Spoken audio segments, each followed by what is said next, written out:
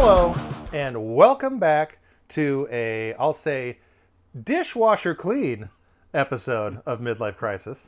Good. Sparkling, ready to eat an artisanal meal off of to tie it back to us. Artisanally encrusted. That was the last. The last one was artisanally encrusted. No, caramelized. It was caramelized lobster, I think, for whatever reason. That reason being my brain is broken. Okay, so today we're gonna have. This is a broad topic, so we might be booming all over the place. Yeah. But we wanted to talk today about video game sequels. Sequels in general, like what the expectations are. Some of our favorite video game sequels of all time. Definitely. And maybe some of the disappointments out there. I have one. I just used the facility, and as I was relieving myself, one popped into my head, and I was just like, oh, shit. That's a slam dunk. And I will save that when we get to that. When you do your best thinking, of course. Oh, absolutely. We all do. Every single one of us are guilty of that. So I suggested this episode because I want to find any way that I can to describe my disappointment with Hellblade 2. Mm-hmm. So, spoiler alert, that is the genesis of this episode, was me wanting to shit all over that game. Well, it deserves it. So, and then it made me think about the larger ideas of what makes a good sequel, what goes into a sequel, how are video game sequels different from sequels in other media, and what are the best and worst sequels. So, yes. So here we are. Where do you want to start? Well, you want to start with Hellblade 2? Great. Let me tell you about what's wrong with fucking Hellblade 2, because I have some ideas about that. Okay. I will unleash that beast in due time. But one of the things I wanted to talk about with sequels in general is that, like, and we found the gobbledygooker. Look at that. I just want to make sure he's visible. Front-facing. He's visible. Yeah. We're not going to ask any questions. We're not going to answer any questions. Let's just know that that's the gobbledygooker. and we are not recording this in November. Exactly. Okay, so I think when it comes to expectations in video games, sequels versus other medias, I think that the track record of video game sequels largely is a pretty good one. We'll come up with some examples of like what are our top favorites, and certainly there's been disappointments. But if you take movie sequels and you take video game sequels, I think, in my opinion, it's harder to find video game sequels that don't exceed the previous entry in the series, versus with movies, like you can find that like all day long. Like, I'm sorry to ruffle any feathers here, but Jaws 2 is not as good of a movie as the original Jaws, as it turns out.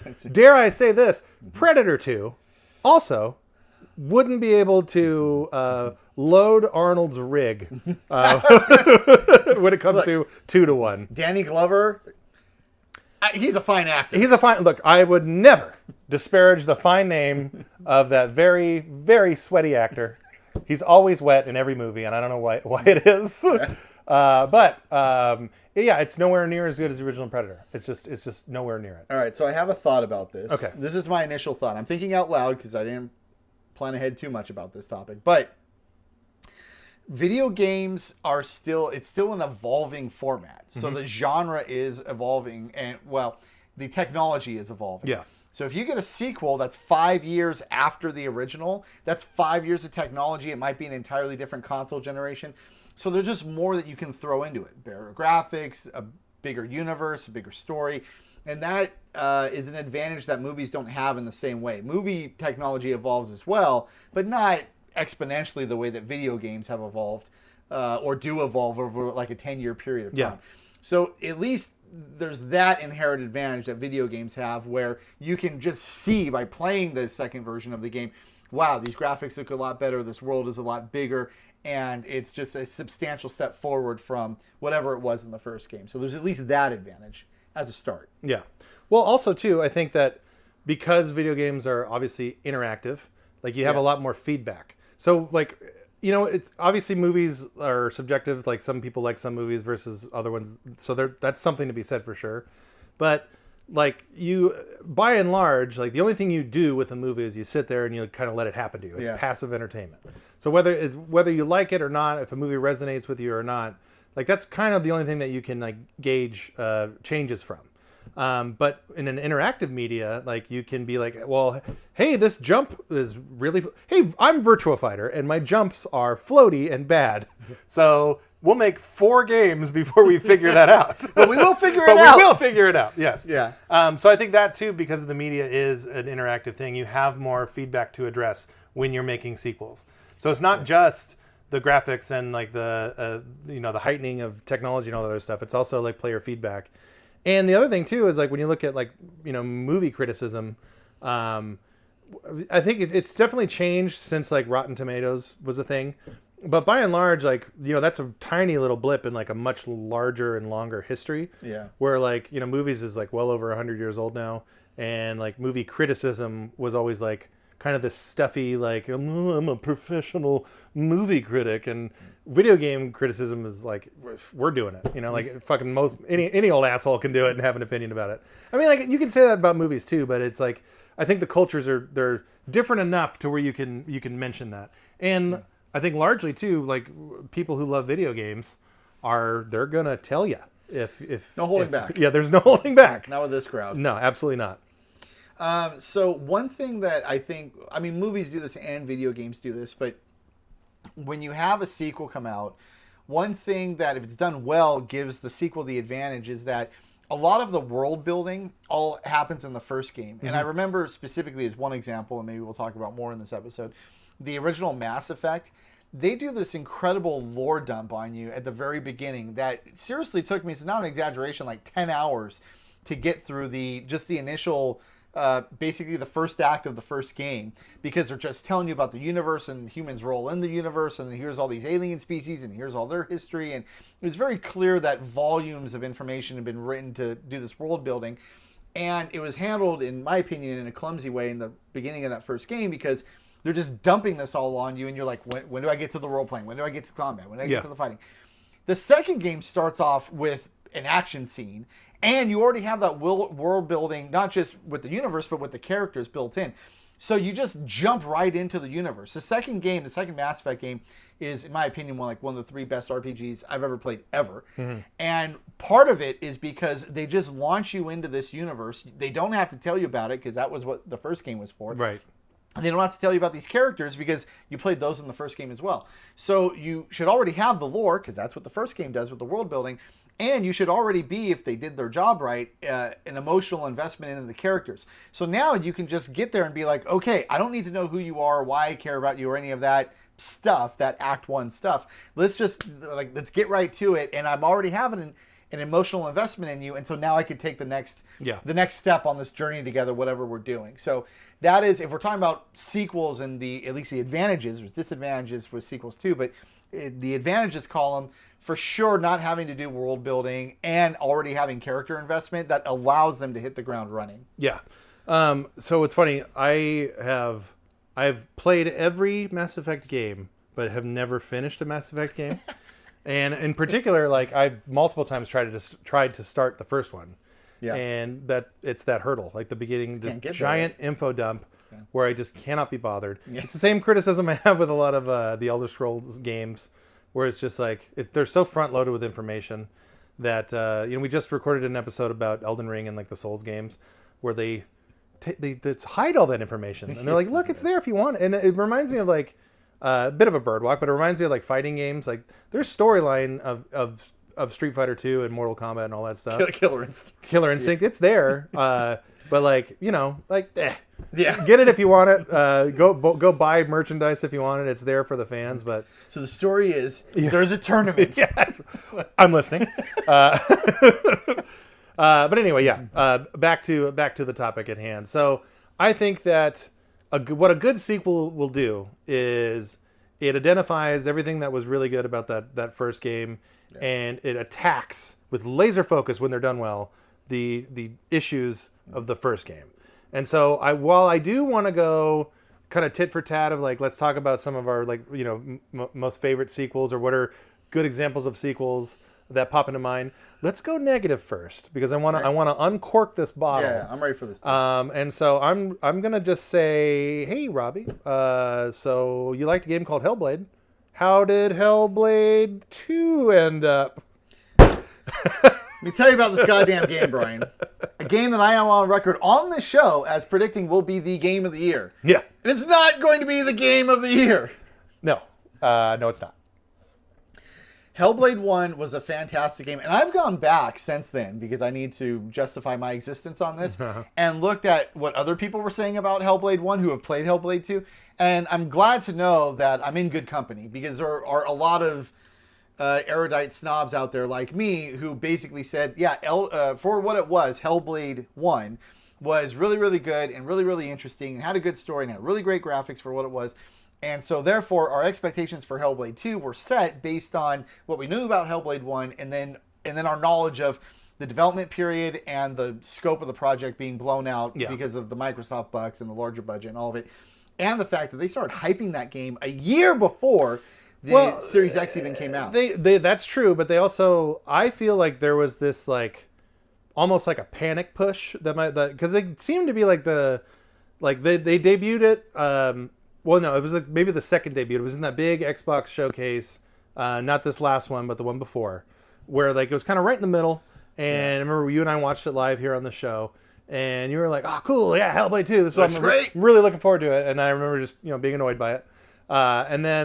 But the way they slotted it in that show was like, I mean, they gave a shit about it because it's in the show, but like it was kind of And then all these games, like your Starfields of the world, your Redfalls of the world, like all these games came out and under delivered. The Microsoft disappointments, right? And then Microsoft kind of looked around. Oh shit! What do we have? Hellblade 2. Let's start pushing this thing up. Go!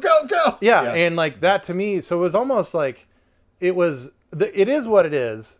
And we said this on a previous episode. I'll say it again. On your recommendation, I went and played Hellblade 1, and that game does very little for me. I'm with you on, I think the graphics are amazing. Hellblade 2, the graphics are that's one area that they did improve on. Yes. The graphics are, and they started great, and they're really, really good. Yeah, state of the art. Yes, for sure. There's no question about that. I did think that like the character world stuff was like okay, but at no point during the roughly 4 hours of my life that I played in Hellblade 2 before I finally said enough is enough. Hellblade 1. Or Hellblade 1, sorry. Yeah, I played 15 minutes of Hellblade 2. Yeah, you looked at the graphics. This looks great. Power. Delete. Yeah, exactly. That's exactly how that went. But like, and this is a foreshadowing of an upcoming episode, but like for me, the gameplay of that game just wasn't there. Like it was just so boring. Like I don't know any other slam dunk term to describe it. It was just super, super boring. So you're right. And because this is a sequels episode, the original game was good, but the complaint about the original game was that there wasn't a ton of gameplay, and what was there was not great. So you had to be thinking, if you're me, and I know how I was thinking at the time, no problem. Everyone is talking about the things that this game does great, yeah. And then everyone is also saying, the gameplay, it's a little light there, guys. How about you work on that? So it's like, no problem. They've had 4 years to develop it. Surely they can come up with, as you hilariously pointed out, like some armor or something that you can get in the game, some kind of upgrade path. Give me a headband. Give me a headband. Some kind of like a hut you can build, something to just give a little more interactivity. The complaints online, which are exaggerated but not that far off, is that it's just an interactive movie that you're just pushing up on your controller the entire time. Yeah. And like a not insignificant portion of the gameplay is just literally that. Yes. You're just pushing up on the controller, listening to the ever increasingly annoying voices in your head. Do they ever do so in Hellblade 1? They do the thing where you have to find you find the letter in the environment. It's like a Where's Waldo search thing. Is that in Hellblade 2?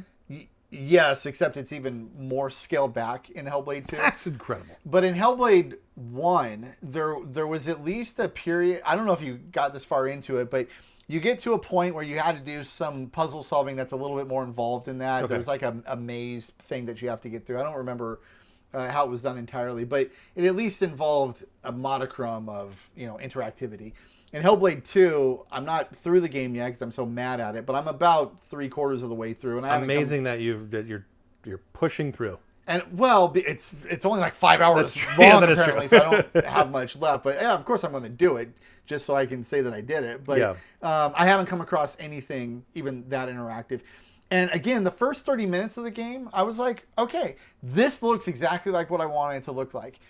Just give me the gameplay and we're good. And then you're just waiting this whole time. Yeah. It's like, where's it at? Come on. And then it just never happened. And you get just more and more frustrated as you go along. It's just like, where the hell is all this? So staying on the topic of sequels, the advantage that you had, I just said, the advantages that you have in a sequel is that you don't have to do the world building. We already know when this takes place, and we know who the character of Senua is, and we know about her prior history. So you've got that. You have the additional advantage of improved graphics over time. They got that right. So it's like the graphics, as good as they were in the first game, they're better in the second game. Right. Literally state-of-the-art graphics in this game. Great. So you have those advantages. But the one weakness of the first game is that there's not much gameplay. What do they do with the second game? They scale back the lack of gameplay that already existed and don't give you more. Like, why would you do this when you're supposed to address the things that were messed up in the first game? Like you just said, they didn't do that at all. Okay, so then why? I know obviously you don't work for the studio. You know, you're a guy who's been disappointed by a thing that you really wanted to be good. In your opinion, like what would motivate a studio to make the choices that they made here, and especially facing such like repetitive and glaring criticism about it? Okay, this is speculation on my part, but my speculation is that they knew what they did well and they just tripled down on that and thought that for whatever criticisms that there were about the lack of gameplay, that those would be subsumed under the overwhelming impressiveness of the graphics and in the presentation of the game. I could speculate a little bit further and say maybe they actually did try some gameplay stuff and it just didn't work. They couldn't make it work right, or it was somehow less fun than what was actually there at the end of the game. And so they just had to pull it out or scale it back or whatever. Given how short the game is, that's possible. You've heard about, as impressive as like The Last of Us 2 is, there's these rumors out there that the entire game of Last of Us 2 was supposed to be open world. Yeah. And it was just too much, even with a budget like that Naughty Dog has, and they had to scale it way down. They still gave you like this open world portion of the game, but it's not as open world as as they originally wanted it out to for. be, yeah. So sometimes you have grand visions and then you just have to pare it down because it doesn't work, you can't get it right or whatever. Well, yeah, at the end of the day, I'm assuming this too, you have a giant monolithic company in Microsoft that's like desperate to get a hit out there. Yeah. And more time that goes by and more hits not happening, like the pressure's on for you to finish your thing. Definitely. And that I think that is worth mentioning. But yeah, for me, like the fact that from what I played of Hellblade 1, and I will not go back to finish that game because it's just flatly not a game that I want to finish. Like everything that you said that you enjoyed about it, like I could see why you enjoy all of those things. Whether or not it's exactly my taste is irrelevant. Like I think that the things that you claimed that they did well, I could see why you have that opinion about it. And the mere fact that it's just you have this one thing to do. Yeah, one job. You have one job, and they can't do it. To me, it does speak to, it's like, well, whether it was them thinking that they knew what, they had the best intentions or whatever, or like they know how to make these brownies the way they want to make them. That's one thing, but I do think that there was a little bit of like extra pressure from Microsoft to deliver on this game versus, I mean, the Last of Us, look what happened there. Like Naughty Dog was spending all this time and money into making this like multiplayer thing that no one really wanted. I think like the idea of it was cool, but the longer in the tooth it got, like no one really wanted it. And then it was too late, like the amount of resources that were spent. And that happens in video games, and it is what it is. So sometimes you just, it's just not working. Yeah. Now, but the other possibility, so this would be the third avenue of speculation, is that every time that you allow the player to have interactivity with the game, you're taking away some of your agency a little bit as the creative with whatever your artistic vision is. So if you let the player do something, there's the way that you want it to happen, and you can force the player to do it the way that you want it to happen, which is basically what Hellblade 2 is. Yeah. You push up on the controller, and this is how the game comes at you, like a movie. And if you stray from that, and it's like, oh, well, you're the player. You can play the game this way. You can play the game this way. We're giving you the choice. That's a common thing that game designers have to decide. Like, how much are you going to let the player decide what the narrative is, and how much are you going to force your artistic vision onto them? It might be the case that the creators of Hellblade 2 had a very specific idea about what they wanted the story to be, how they wanted the player to interact with the environment, and they just wanted to limit the scale that the player could deviate from that path. And to me, it seems like that stuff kind of got in the way. like the idea of like they think that their story is great, and to some people it is great, but I think that they drove down that road a little too much. Yeah. And they didn't listen to the very clear and concise criticism. Yeah. And if you're going to do that, fine. But then you better market your game better and say, guys, this is an interactive movie. Yeah, it's not a video game, or the gameplay is going to be minimal. This is what you're paying for. And I think that responsibility lies more on Microsoft's side. Totally. 100%. These are the same people that thought Redfall was going to be good from day one. If you're telling me that this is a game and it's a sequel to a game that people liked, and the biggest criticism of that game was the lack of gameplay, then put a bandana in your fucking sequel so that we can see or have a little bit more engagement as players than what we had in the original. Absolutely. So for me, I'm gonna go. I sort of have the same amount of passion for these whoppers, these negatives, but I won't go as much because I know you need to get that out of your system, and that's totally. I got fine. one more I want to talk about negatively too, but I'll go after you. Okay. So I'm going to go with 2. And the first one is going to be a quick one, and then I'll go a little bit more in depth on the other one. And maybe, I don't know, maybe this is the same as yours. That'd be cool. So Doom was a transcendent video game, changed all of video games. One of the most important games ever. Without a shadow of a doubt, one of the most important video games ever made. And then they made Doom 2, which is just Doom, but with a double-barrel shotgun. That's right. And I remember like being very disappointed in it as a kid. Did you play it when it was current? Oh yeah, absolutely. My neighbor was Mr. Windows 95, and like he would get all of the new PC games. You'd go to his house, and I would absolutely go to his. The only reason I went to his house because he sucked. He was knocking on the door. Can I play Doom? Yeah, absolutely, that's true. But I remember he got Doom 2, and we sat there on a weekend and blasted through it, and it was just we were both like, huh, like, because the expectations that something like Doom sets, and even back then, Doom was a fucking huge deal. Like it was, like there was nothing else like it at that time. There was, you want to talk about bleeding edge graphics, like that was it. Like Doom sold people like $3,000 machines. Like that was. That's not an exaggeration at all. And so for Doom 2 to just be like essentially like a level pack, but be called the issue I have with it is that it's called Doom 2. It's like you expect it. You're saying it's another game, not a level pack. Yes, you're saying this is the sequel to Doom, and it wasn't. Now I will credit a guy who you don't give enough credit, and we'll say that John Romero's level design. No, you couldn't be more wrong about a person.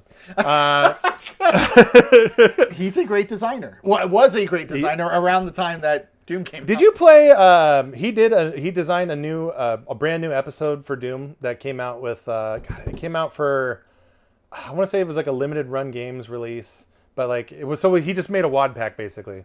But he went back in and made Doom levels in like 2022, or whatever it was. Yeah. And makes sense that he would go back. He's really good at it. He's really good at making Doom. He's really good at making Doom levels. Yeah, we should have never left 1993. Daikatana don't get me started. It's an underrated thing. I'm already mad, Brian. Okay, we're talking about Hellblade. So Doom 2 should not have been called Doom 2. The other sequel that I'll talk a little bit more about, and it's because it's like what you just said about Hellblade 2. It's like this game did all of those things, but for whatever reason, it just doesn't work. It doesn't click with me. I think it does click with a lot of people, but it's funny. It's one of those things where like I meet people, it's like 50-50. People either love this game or they feel like I do, and I think you do too, where it's just like, huh? Like there's just so much bullshit here, but it's Batman Arkham City. That was my other example. That was it. I knew we did it. We're still together on this. You're making me happy, Brian. I'm not mad anymore. Okay, good. That's what. Thank you, Gobbledygooker, for being the totem of joy that we needed. Arkham Asylum, perfect game. Like it's just from beginning to end. Like the pacing is excellent. Like there's enough stuff to explore. Best licensed game ever made. Absolutely. So then why, if they take all those things that made that game great and they just give you way more of it, and it's not like a drastic improvement in graphical fidelity, but it's better. Like Arkham City looks better than Asylum, and there's literally more of everything. Then why when I played that game, did it feel like I was going to work? Because that's what it felt like for me. It was like, got to play this fucking game again. Yeah, I don't know. Man, this is really cool because I so agree with you on this, and also I'm not sure how to explain why it felt the way that it felt, which is what you just described. I'll go to the example of the Riddler trophies, which is probably the closest I can get to crystallizing my complaints about Arkham City. And by the way, you and I are in the minority. I think if you look online, the majority of people think that that is the peak of the Asylum Yeah, games. I've seen that. But everybody's wrong and we're right. Yeah, I think that's better, yeah. So in the original Arkham Asylum, there's 25 Riddler trophies. They're just kind of hidden all around the island. You get them. It feels like a fun side quest that you can do. Yes. In the sequel, It's like 400 or something. I believe it's 200. It's between 200 and 300. Okay. And it's overwhelming. Yeah. And if you're a completionist, you look at that and you're like, Yeah. Yeah, I'm not going to do that. Yeah. it's rough. Yeah. It's really, really rough to just force yourself to go through that. And then on top of that, there's a series of kind of intricate puzzles that you have to solve to get each one. Yes. It's just they blew out the game so much that it took away from the intimacy of that the original game had. That's a perfect describe. Yeah, like it's so the island of where Arkham Asylum is. Yeah. Like you get so like used to it, and it's so like perfectly designed and navigable. You're familiar with every all location. of that stuff. Yeah. And like the I found that the Riddler trophies were so like thoughtfully hidden Yes. in that one that like when you did find one, you were just like, oh, you tricksters. Yeah. Like you would feel like it was like this cool accomplishment with it. Whereas I remember in Arkham City, like I remember just like running around in like a rooftop area of like of a building, and there's just one that just shit out. It's like, hey, there's a Riddler trophy. Whatever. You're cool. It's right next to this air conditioning yeah. duct. Oh, that's the riddle. What cools you down? Ah, cool. Thanks, gang. That's good. So yeah, I think that game. It's funny. It's a weird thing to criticize, but I know that you and I feel that way. That it does. It's more of a chore than like a fun game to play. Chore's a pretty good good way to put it. The story isn't as great either, but it's an example where, see, again, so we did an episode where I was complimenting FromSoft specifically on how everybody zigs and then they zag. Yeah. So Arkham City is an example of just everybody wanting them to zig and then they just zig. Yeah. Because it's like, okay, you liked Arkham Asylum, here it is, times 10, more Riddler trophies, bigger map, more bosses to fight. And that's why design by committee totally often fails. Yeah. Because it was just like, well, you liked all this stuff. Won't you like more of this stuff? Yes. Same thing with Doom. It's like, well, you like Doom. Let's put a double barrel shotgun in it. Yeah, and then we don't have to go deep into this, but Overwatch, right? They created Overwatch 2, and everybody shit all over because it's like, oh, this is really just Overwatch 1 with like a few different things. Yeah, they literally just changed the name of it. So it's like, it shouldn't be called a sequel then. So on the one hand, at least in the case of Doom 2 and Overwatch, you're not really changing enough to make to justify a sequel.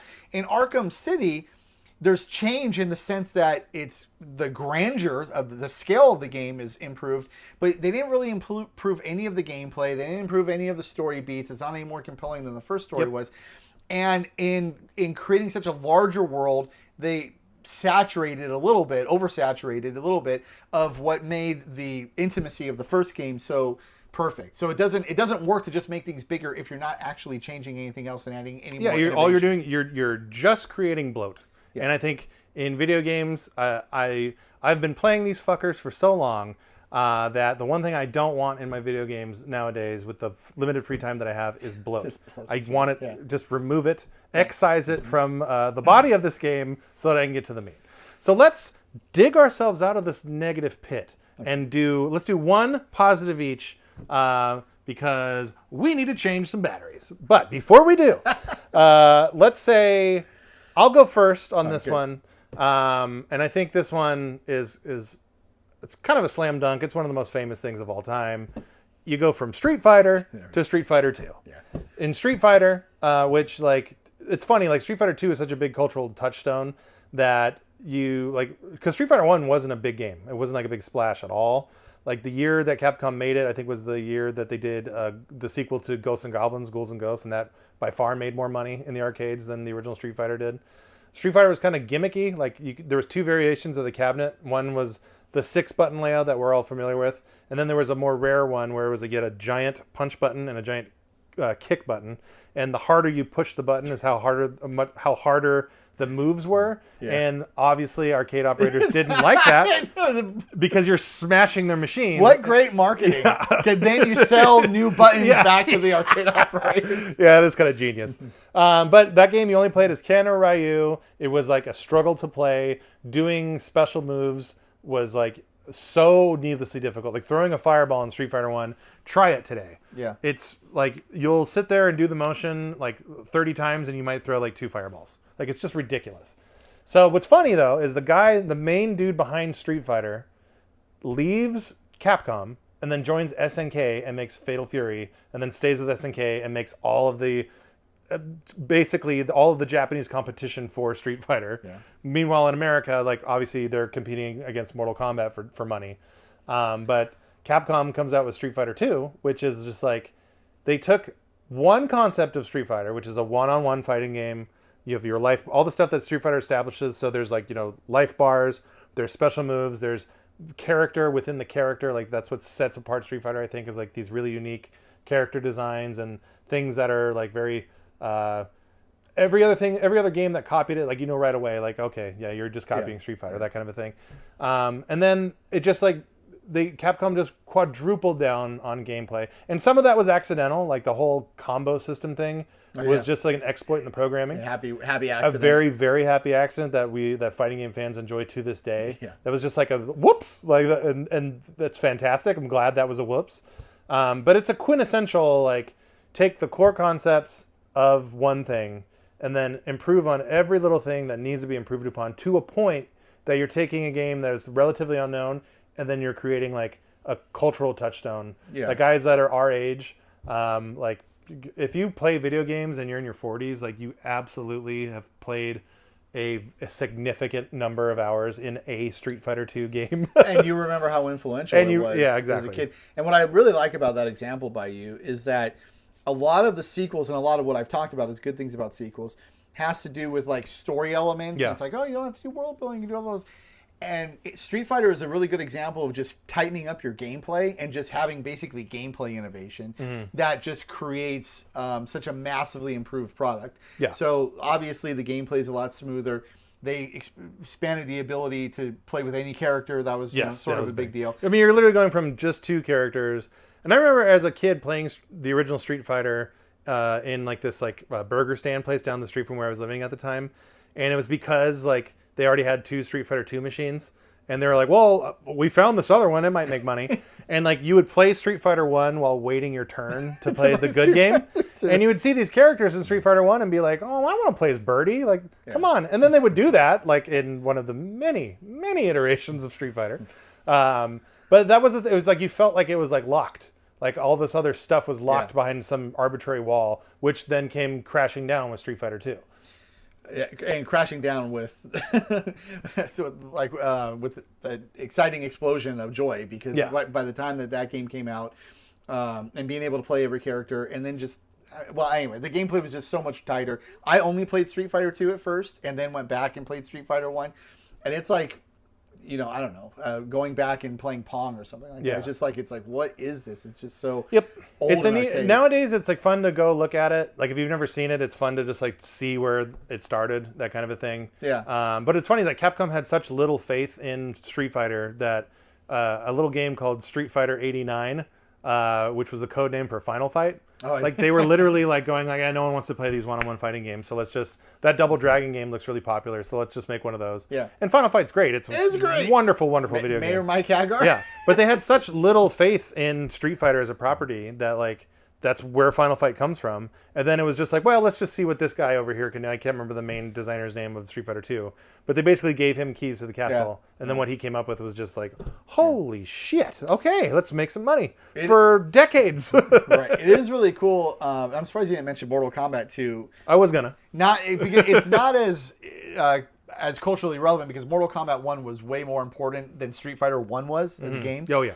But Mortal Kombat 2 was a significant improvement over Mortal Kombat 1, the same way that Street Fighter 2 was an improvement. Yeah, in the exact same way. Like everything they could have and should have improved in Mortal Kombat 2, they did. Yeah, all the gameplay stuff. Absolutely. So, what's yours? What's your positive? Well, so first I'll give a second shout out to Mass Effect 2 because I do think that represents basically the perfection of what a sequel can be. Yep. And is one of the best games ever made. One of the highest rated. I loved it. And I played those games back to back. So I played 1 and then I played 2 right after. And you could just tell immediately that 2 was just significantly better than 1 in every way. So, but I already talked about that, so I won't use that one. The other one I will go to is Portal 2. Oh, really good one. Because Portal 1, great game on its own, surprise hit, and then Valve comes out and says, well, we're going to make Portal 2, and they just blow everything out. It's funny because Portal came out on Orange Box. It was just like essentially like a bonus game. Yeah. So clearly showing that Valve didn't know what they had on their hands. That's totally true. And then they're like, well, okay, well, if you like, I guess you guys like this, so we'll make a whole game of this. And then they did, and it's like a 30-hour game. Yeah. And it's got really fun puzzles. It's got really good graphics. It's got a wonderful story. Yeah. And in a genre where it's really hard to make guys like us laugh, and video games aren't really known for having the best humor. It's one of the like your point about video games aren't known for the best humor. Ding ding ding all day. And then Portal 2 is like one of the funniest.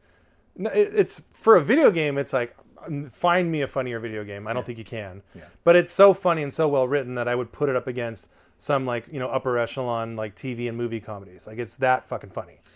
And so it represents, the best of what sequels can be. Yes. You've already got world building. We know what Portal is. We know what the gimmick is with the portals and then getting through the levels. And then it adds a significant amount to that. All of a sudden, you're not actually, at first, you're in the levels and you think the game is going to be one thing. Then you break out of that and you're in a different, I don't want to spoil it even though the game came out 13 years ago, but you're using the portal gun in ways that you didn't think you'd have to use before. They added additional mechanics. I'm sure you remember the gray goop machine that you and I had. A little bit of blue jokes being shot about. We had a lot of fun with that. And also, they added that whole co-op thing, which wasn't in the first thing. And you and I had a hoot. An absolute hoot. A certified, veritable hoot of a good time. Multiple hoots. Multiple hoots were hooted on that game. Just so, at every level and every way, Portal 2, I think, just represents it. If you're making a sequel, and to go back to the Hellblade example, you want to take what the first game did and then blow it up, but then also add new stuff and gimmicks and innovations and all that. Portal 2, I think, represents like the best possible way to do that. Yeah. You took a little game that was kind of a surprise hit, and then you turned it into something else that feels familiar to the first game, but then also advances the genre. Well, it's like it's the Batman example, but like done the right way, where all of the expansion and all the additions of things is done in a thoughtful way versus in a way where it just feels like they're just packing this thing full to the brim of bullshit. Yes. So what not to do is to make a sequel that is just a map pack of the original that includes no innovations, but then also to make a sequel that just does the same thing that the first game did, but just on a larger scale. That is bad. What is good in the examples that we provided is create additional informations, tighten up the gameplay, and then advance the narrative of the story in a way that the first version either doesn't 100%. Or that just sort of complements what was already going right in the first version. So that's how you do a sequel. That's how you do a goddamn sequel. And we're going to come back with a sequel to this episode, but probably different because it'll be a different topic. But you catch what I'm trying to throw. Like and subscribe. Go to our Spotify. Give us a 5-star review. Listen to us while you're taking a shit. I recommend that one personally. What else? Gentleman's handshake? Oh, I'm ready. Okay. Let's see. Well, we're talking about sequels. So 2 handshakes. 2 handshakes. Oh man. I'm giving you. Was this like a double wheeze the juice? That's a double wheeze the juice! It's gonna get that